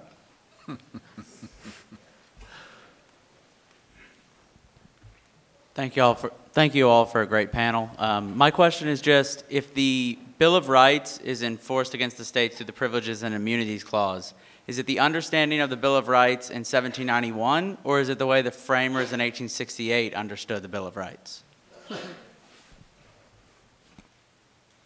I'm happy to take that one. I just don't want to. I don't want to monopolize. Do you want to address that? No. Okay. It's an enormously difficult problem that scholars have struggled with. If you accept, and not everyone does, but if you accept the idea that the Bill of Rights were applied against the states by way of the 14th Amendment, was the understanding of First Amendment freedom of speech that is to be applied against the states the original understanding of freedom of speech, which perhaps was far more narrow and more common law bound than that which developed at the time of 1868? Or do we adopt the broader view of freedom of speech and have one vision, one broad vision of freedom of speech that we apply against the states with a very narrow vision of freedom of speech that we apply against the federal government? My solution to this problem is to understand the 14th Amendment as a re-articulation, a re-speaking of the rights of the people. When the 14th Amendment said, no state shall make or enforce any law abridging the privileges or immunities of citizens of the United States, they were re-speaking what counts as the privileges or immunities of citizens of the United States. And if in their mind that included a freedom of speech clause, and that their vision of freedom of speech that they believe bound the federal government should also bind the states, at the same time then, they re-invoked freedom of speech, and we now have a unitary, broad, I would say, freedom of expression. But it takes a lot of theoretical work to arrive at that point, and this is yet another thing that I guess I'll have to post on at around 2 a.m. tonight, something like that. Very, go ahead. Okay, I think that raises a more essential question, and that is, what did the Reconstruction Amendments do to the Constitution? Did they just change it at the edges, or did they fundamentally transform it? And I think the Reconstruction Amendments did fundamentally transform the Constitution, the entire Constitution, and that the Reconstruction era really is properly understood as the second founding. And so it doesn't exactly answer your question, but I do think that you can't, I guess it does. You can't go back to 1791. I mean, you've got to at least start with 1868. The only thing I would add is this is another really hairy constitutional and historical problem that we wouldn't need to solve under the correct reading of the Privileges or Immunities Clause. Look, just say it's an ink blot and be done with it. Oh, it's not an ink blot. It's very clear. not It an- requires but if you say it's an- equality in the provision of state. But if you say it's an ink blot, then look how easy everything gets. You don't have to worry about it at all. It's not an ink blot, but it is narrower than some. I think this was a good opportunity to say that I think modern incorporation doctrine is not the proper way of thinking about how the rights get protected by the 14th Amendment. Justice Harlan, when he first recognized that it violated fundamental rights for a state to take private property without just compensation, did not mention the Fifth Amendment takings clause when he did that. The proper way of thinking about this is what rights were thought to be fundamental rights of American citizens when the 14th Amendment was enacted. Not the First Amendment, Second Amendment, Third Amendment per se, but what rights were fundamental at that time. And that's what the quotes that I read are talking about. They're trying to identify what rights were thought to be fundamental. Hi. I wanted to tie back to economic liberty and ask each of the panelists whether you think the 14th Amendment protects economic liberty, like the rights involved in Lochner, and in what clause? If not the Privileges or Immunities Clause, then where?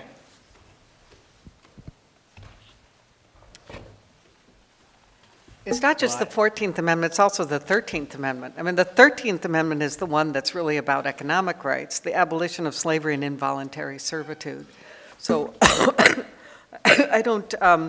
guess I don't see the need as much to look into the 14th Amendment for that reason. And Dana, my answer to your question is yes, the Privileges or Immunities Clause absolutely protects economic liberty. It protects contract right, property rights, and all the same. How does it protect it?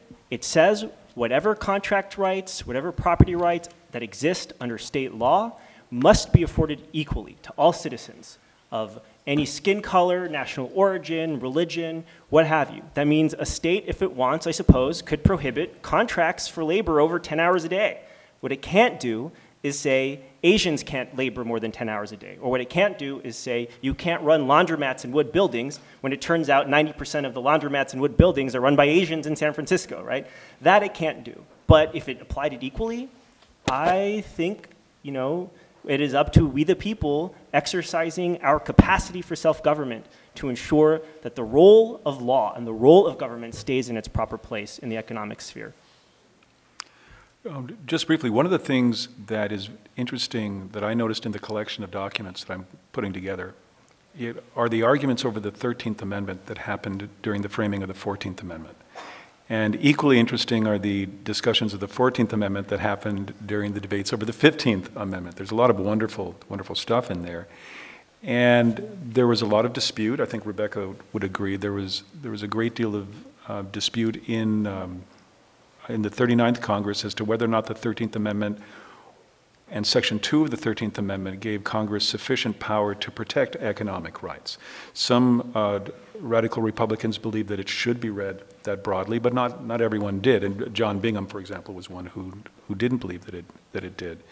And all I would say is at this point, again, it's a very complicated, very important question. I tend to always start with John Bingham, the framer of the 14th Amendment, at least in beginning my investigations. And Bingham believed that the economic rights that they were trying to protect and give equal protection to in the Civil Rights Act of 1866 should not be understood as an enforcement of Section 2 of the 13th Amendment. He believed what they were trying to do was to secure the equal rights of life, liberty, and property, including the development of property, as declared by the Fifth Amendment's Due Process Clause. And what I have argued in writing is that we should look to the Due Process Clause and perhaps the combination of the Equal Protection and Due Process Clause as protecting the economic rights that you find in the Civil Rights Act of 1866. Can I jump in there, Judge Lamar? I'm not sure that argument entirely works. I know Professor Lash just published an excellent article about this in Georgetown, right, a year ago, which you should all read. But the important point to understand is that all three provisions, equal protection of law, due process of law, and the Privileges or Immunities Clause, protects your fundamental rights to life, liberty, and property. The fact that it references life, liberty, and property does not mean it's about due process. Each three provisions protects your fundamental rights to life, liberty, and property in different ways. The Privileges or Immunities Clause, it's a nice little trinity. The Privileges or Immunities Clause says, whatever positive law exists for the protection of natural rights to life, liberty, and property, this is what they understood civil rights to be, a state must afford all citizens equally, free of arbitrary discrimination. The Equal Protection Clause says, and you must give them protection of law so they may enjoy and exercise those rights to life, liberty, or property, free from private interference, free from mob action and mob rule. It must give you access to courts to vindicate those rights. And the Due Process Clause says, and if the government wants to come take away those rights, it must do it under these conditions, following due process of law. Established law, pre-existing law, according to known procedures. So they all relate to life, liberty, and property, just in different ways. Dana, my answer is, I gave it in the course of my talk. I think that the 14th Amendment includes the protection by the government, the enjoyment of life and liberty with the right to acquire and possess property of every kind. That was Corfield quoting essentially from George Mason. And the Civil Rights Act protects the right to make and enforce contracts, to inherit, purchase, lease, sell, hold, and convey real and personal property. These are expressed expressions of the economic rights that were protected by the Privileges or Immunities Clause, in my view. As for the Due Process Clause, this is not a panel on the due process of law, but I just want to note that Evan Bernick and I have an article forthcoming in the William and Mary Law Review on the original meaning of the due process of law called No Arbitrary Law, and you can download that also. It's currently available on SSRN if you want to see our view of the original meaning of the due process of law. Hello, thank you for being here. My name is Ryan from Georgetown, and my question is primarily for Professor Werman. You were the one that brought up the fact that the Bill of Rights may not have been, as a term of art, understood as late as 1860. And then Professor Lash and Professor Barnett had an exchange where they gave us two very different readings of Gerard Maglioca's scholarship, and I was wondering what scholarship he was referring to. If not Maglioca, is there more? And then if you could tell us a little bit about your reading of it that makes you conclude that it was not understood as a term of art by 1868. We should have another panel on the original understanding of Gerard's work, because I have a very, he has an article in 2016, also in Notre Dame Law Review, right? Where I think it's called the Bill of Rights as a term of art. And, I haven't read everything that he's written on this. I've read that, and I think that supports the point I made. But don't forget that Bingham himself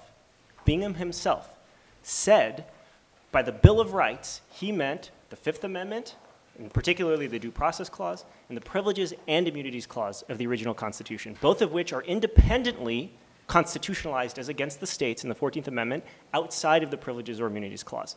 The first sentence, right, declaring citizens, anyone born in the United States to be a citizen of the United States, incorporates Article 4. As Professor Zitlow said, the whole question of Comedy Clause rights was, if free blacks aren't citizens of the United States, then they aren't entitled to these comedy rights.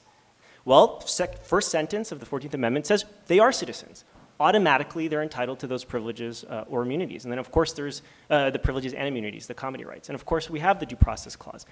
And maybe the proof is in the pudding here. In 1871, when Bingham said, oh, yeah, 5 years ago, this is what I intended to happen, he didn't say Bill of Rights. He said the first 8 amendments. That's what he kept saying. And I think it was future President James Garfield who said, I was there, buddy, and I don't remember you saying that. Like, you can say it, but that doesn't make it so. And so, I've not read everything Gerard's written or everything Bingham has ever said, but that's the argument. I would also add the late historian Pauline Meyer has also written a piece. It's published in the Georgetown Journal of Law and Public Policy that laid out the initial thesis. It was her judgment that that was true, and Gerard's project picks up where her research leaves off. So she's the one that actually kicked off that idea, and that's the person from whom I first heard the idea that the Bill of Rights, and I heard about it when she contacted me, and she said, hey, look, you've been doing all this research on anti-slavery constitutionalism before the 14th Amendment. Did you come across any time in which they referred to the first 10 amendments as the Bill of Rights? And I hadn't thought about it because I was like everybody else. I assumed the Bill of Rights just meant the first 10 amendments. And so I did a digital search of all the records that I had come across, and I couldn't find a single example of any anti-slavery lawyer who said, who invoked the amendments, and they did evoke the amendments, but I didn't find a single example of them referring to the amendments as being a part of the Bill of Rights. Not one.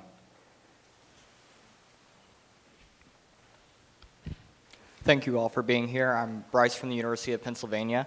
My question was for Professor Werman. I'm curious as to what flavor of, oh, don't get so sad. My question was, what flavor of anti-discrimination are you reading into the Privileges or Immunities Clause? So what I'm thinking is, are you thinking the protection against the states is on facially neutral policies, or would you read a disparate impact theory into the Constitution? I don't know exactly what I think about that, about disparate impact. I certainly think facially neutral laws, however, can be invalidated if you have proof of discriminatory intent, and maybe proof of discriminatory intent comes from disparate impact. But this is a very, very good question. I actually think I agree with Professor Barnett a lot more than I've let on in terms of the role of the police powers, because what a state would do, right? If someone like the butchers in Louisiana said, my privileges and immunities are being abridged through a discriminatory provision, the state could come back and defend its laws on the ground that it legitimately exercised the police powers. So that's how the analysis would go. But critically, this analysis wouldn't be triggered unless the legislation was discriminatory, right? In other words, if it says we prohibit all people from entering into labor contracts more than 10 hours a day, that may not be a legitimate exercise of the police power, but it wouldn't violate the Privileges or Immunities Clause because it's not discriminatory. So the police powers does work in the analysis, but discrimination has to be present to trigger the work of the police powers. And this is a paper that should be coming online in a few weeks.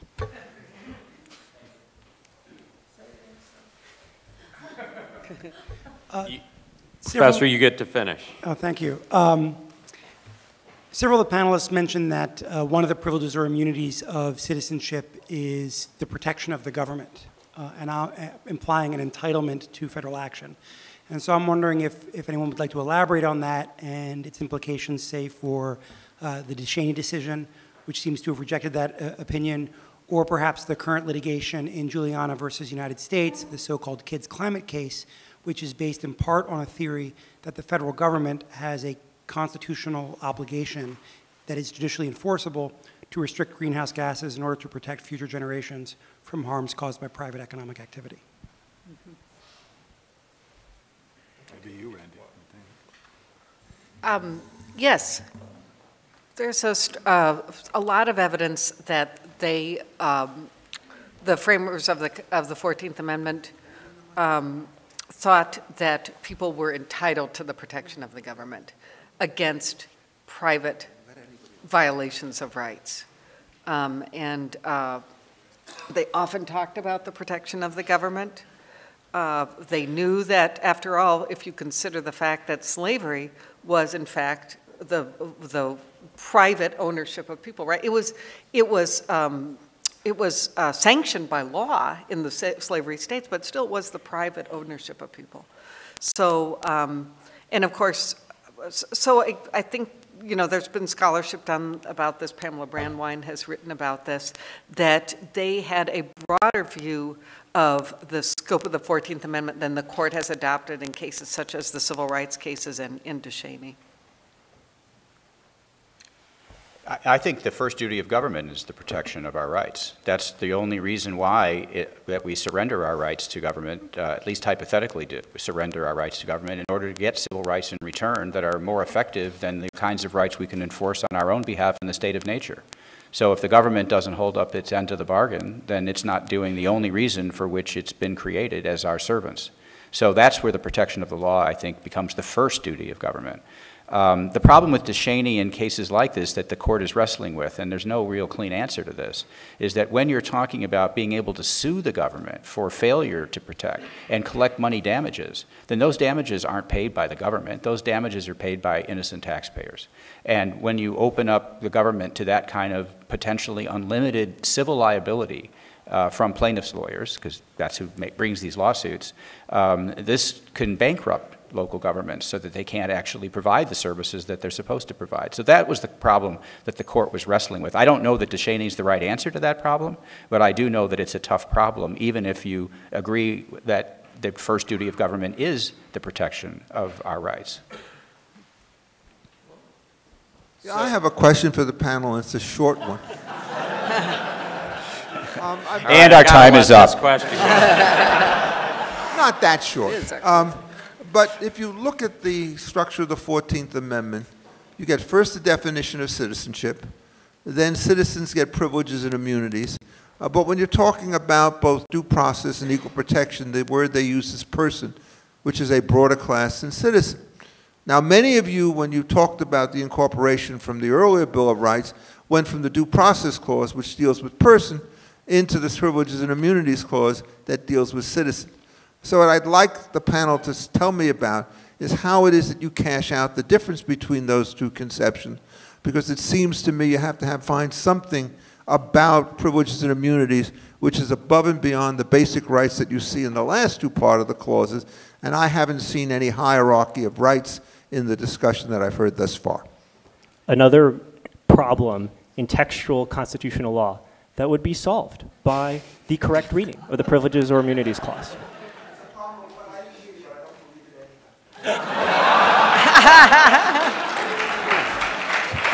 Should I repeat that? Citizenship has its privileges, and those privileges do extend beyond natural rights. And so there are additional privileges, like for example, Richard. Hold on, the panel is over. There was a danger of you actually answering his question. Your Honor. No, I think that's actually backwards. I think the system of natural rights is not predicated to any state. And so what happens is when you start to create a state, I think there's certain bedrock rights that everybody gets, but then there's some extra rights that citizens get, because the citizen is an implicit notion of preference to the local guys as against anybody else, which is why I would love the panel to speculate about the relationship between citizenship on the one hand and sort of alienage and immigration on the other, which I think is what really raises the point in a very explicit fashion. Of course. Because we can keep aliens out plain old pronto, right? I'll just note that Charles Black said that he was glad that the Privileges or Immunities Clause had been killed by Slaughterhouse because it was only limited to citizenship, and he preferred to have rights incorporated via the Due Process Clause because it applies to all people. One of the things that we've been robbed as a culture by the failure of the court to take seriously the Privileges or Immunities Clause in cases like Cruikshank in the 1800s and obviously through the 20th century and 21st century is a discussion of exactly this kind of question. If the court had taken seriously this distinction in the structure and the architecture of the 14th Amendment, it would be forced to explain what the rights of citizens of the United States are and how they are distinguished from the due process rights and equal protection of the law rights that you find in the rest of Section 1. We do not have that. So we've lost many decades of a jurisprudence that likely would have developed. Now, my own guesses along these lines, and again, I'm trying to create a jurisprudence out of whole cloth, but you're probably going to be looking at provisions like the Second Amendment right to keep and bear arms that might be associated more with citizenship and not be equally granted, I didn't say denied altogether, not be equally granted to those who have not taken the oath of allegiance. But I don't know. It's going to be something that we can partially reconstruct out of history, but have not done so yet.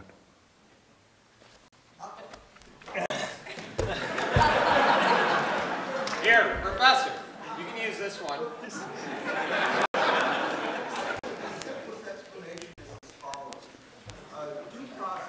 It has to be... I would put it the following way. I think that what happens is that due process protects you against two things, incarceration on the one hand and expropriation on the other. I think that privileges and immunities for citizens give them the opportunity to work, which is not given to foreigners, and gives them the opportunity to acquire property, which similarly can be systematically designed to people when we have it. And that, so the economic liberty stuff is not given to foreigners, it's only given to citizens, and the other rights are bedrock because the essential theory of international law is not a theory of natural rights, it's a theory which tries to figure out how it is that we essentially do the relationship between ours and theirs. And I think that's the best possible distinction that I've been able to come up with to deal with it. Does that strike you as implausible, wrong, or maybe even sensible? Is there another choice? I don't know. Any alternative you want? I've had enough. He pleads the fifth. So you got to answer the multiple choice, and we'll finish up. What was that? What are the choices? Plausible? What are the choices? Plausible, sensible, inevitable, or crazy? I will answer that. I will answer. I think that it is perfectly sensible. So do I. I've just never used that as my guide to understanding constitutional meaning. Sensibleness? For example, the idea that you could keep people as chattel slaves just does not strike me as sensible at all. And yet, nevertheless, we had a constitution properly interpreted that left that issue to the states for most of the decades of our constitution.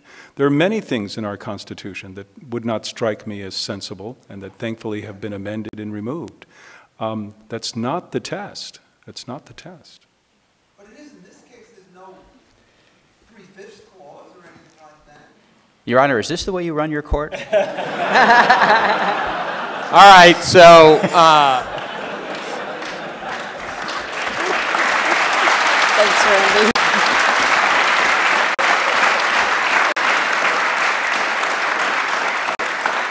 remember, please don't leave for a moment. There's an award presentation, and thank you for already thanking this fabulous panel. As promised, you won't see anything as great as this with our keynote interaction anywhere else.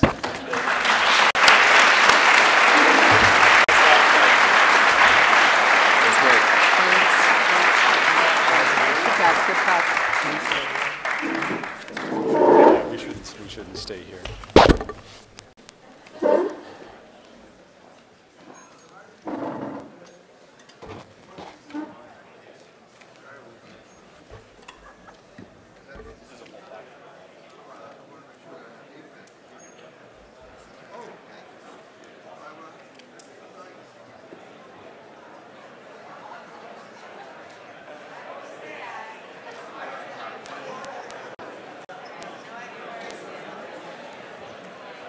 Okay. Is it on? Okay. That's all right. Excuse me, we're still going, so we're going to present the Article 1 award. Good evening. My name is Nate Kazmarek, and I have the privilege of directing the Article 1 initiative and the Regulatory Transparency Project for the Federalist Society. Before I get started with my remarks, I'd just like to say how happy I was when I looked at the schedule for this evening and I realized that my remarks would be the lone thing standing between all of you and the cocktail hour. But we do have exciting updates from Article 1 and RTP, and I'm pleased to share them with you this evening. I'll start with Article 1 and the results of this year's writing contest. As you know, Article 1 is focused on driving a nationwide conversation about our first branch. In addition to the videos, papers, podcasts, and events that many of your chapters hosted this year, we also launched our second annual writing contest back in August. This year's theme was Ambition Counteracting Ambition, Enduring Principle, or Failed Experiment. And we received a wide range of answers to this important question from across the country. The winners were selected by an all-star judge panel consisting of Professor Lillian Bouvier, Ambassador Boyden Gray, and the Honorable Chris DeMuth. The judges reviewed each entry without knowledge of who submitted it. Our 4 prize-winning essays impressively answered the call of our question, and each one is distinctive and interesting in their own right. The winners will each receive cash prizes, and their essays will be posted on our website soon. Our 2 honorable mentions this year were Jordan Spear, who is a Marine Infantry Officer for the United States Marine Corps, and Patrick Hume, who is an International Relations graduate student at the University of California, San Diego. Our second place finisher was Daniel Becker, a student at Wake Forest University School of Law. And now for our winner. The winning entry was titled, "Ambition Can Still Be Made to Counteract Ambition, Just Not in the Way Madison Envisioned." While our judges can be a critical and exacting bunch, let me share the following 3 quick notes of praise that they offered regarding this essay. One of our judges said, "It is a smart, sophisticated, well-organized, and demonstrated an impressive grasp of literature from ancient to modern." Another judge said that the paper has a clear discussion of Chevron and non-delegation, is persuasive as a trigger for change. And lastly, the paper offers persuasive analysis of how we got to today, along with a couple plausible suggestions for how we can restore true self-government. Our winner is a student at Notre Dame Law School, where he serves as a membership coordinator for our chapter there. He is the vice president of the St. Thomas More Society. He received degrees in both political science and philosophy from the University of Michigan. Currently, he is a Mount Vernon Fellow at the Center for American Greatness.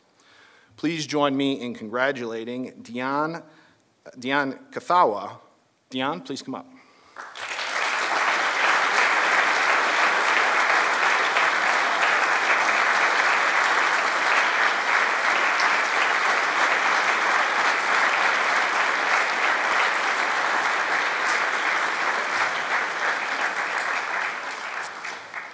And now, turning quickly to the Regulatory Transparency Project. RTP has also been very busy over the last several years promoting a conversation about the state of American innovation, governance, and our modern regulatory environment. We continue to publish important white papers, host lawyer and student chapter events. It's all about timing.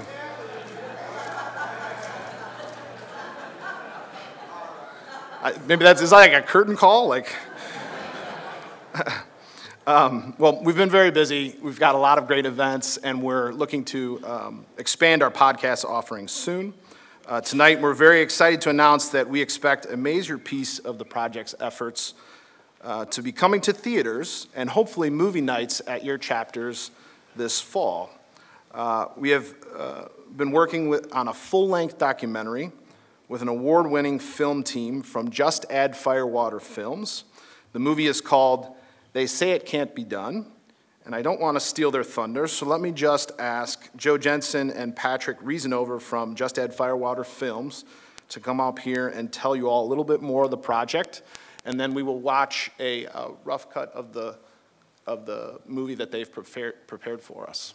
So please, join me in welcoming them.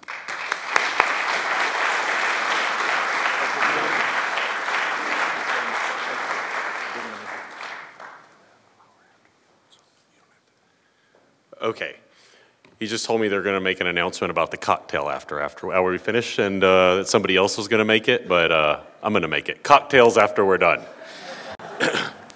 I'd like to begin with a big thank you to the Federalist Society, in particular Eugene, Dean, Daniel, Matt, Nate, for going on this journey with us for the past year and a half to bring this feature film to life. It's a film that really has at its emotional core a story about economic liberty. So I'm kind of nervous as a film producer to be standing here in front of so many lawyers and soon-to-be lawyers because whenever we think that we have a brilliant creative solution to a story problem, along comes a lawyer to tell us that we can't do it. And so as Nate, kind of blew my joke, we thought it most appropriate to call this film, They Say It Can't Be Done. And in the film, we follow the story of 4 innovators who are working on really amazing innovations that can solve big global problems. Hunger, healthcare quality, air pollution, ocean acidification. Our film asks the question, are regulators standing in the way of these innovations and putting undue barriers up? Or are they facilitating these innovations and our system is working well? Before you watch, what you're going to get to see here is, like Nate was saying, is sort of an early draft cut of one of the stories. It's the healthcare story on 3D printed organs. Before you watch, I want to kind of just give you a little piece of the vision that, you know, these guys gave us of a near future that's very possible, where hospitals across the country have a library of your cells and a 3D printer, and when you are sick or you are injured, you can go to the hospital and they